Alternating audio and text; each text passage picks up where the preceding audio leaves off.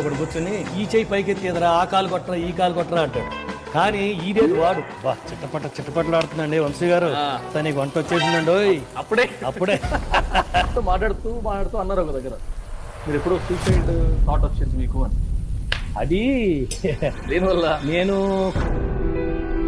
ఒకరోజు మా మదర్ నవగ్రహాల పూజకి వెళ్ళింది. మమ్మీ దగ్గర ఒక 9 రూపాయలు చిల్లర లేకుండా. అక్కడ అయ్యగారు వచ్చి చిల్లరేని కూడా లేకపోతే రావద్దమ్మ గుడికి అన్నాడు. ఆ రోజు మా మదర్ ఏడ్చారు. ఆమె ఏడుస్తుంటే నాకు భయమైంది. నేను చేసుకుంటున్నా ఫేస్ బాగుంటా. చిన్న రూమ్ లో ఉండేవాళ్ళం. ఆ బెడ్కి టీవీకి మధ్యలో ఒక మనిషి నడిచేంత స్పేస్ ఉంటుంది. ఎందుకు రా ఇదంతా, ఇట్స్ ఓకే అనుకునే ఫేస్ లో అదే గుర్తొస్తుంది. బాబు నువ్వు ఎక్కడి నుంచి వచ్చావు గుర్తుపెట్టుకో. ఒకటి చెప్పనా వంశీ గారు, పిల్లలు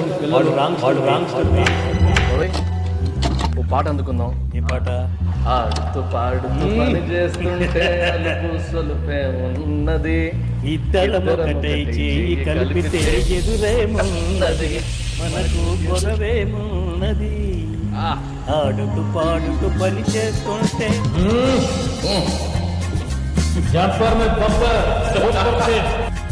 హైదరాబాద్ లో రెస్టారెంట్ పెట్టేయండి. దేవుడు సలహా చూస్తే చేస్తాం వంశీ గారు. నేను కలిసి పెడతాను. తప్పకుండా ఓకే నేనే ఫస్ట్ చాయిస్ నాకే ఇచ్చారు ముట్లోడికి. పట్టుకుంటే కందిపోవు పడుచు వంటి పిల్లదుంటే పక్క చూస్తావు మర్యాద.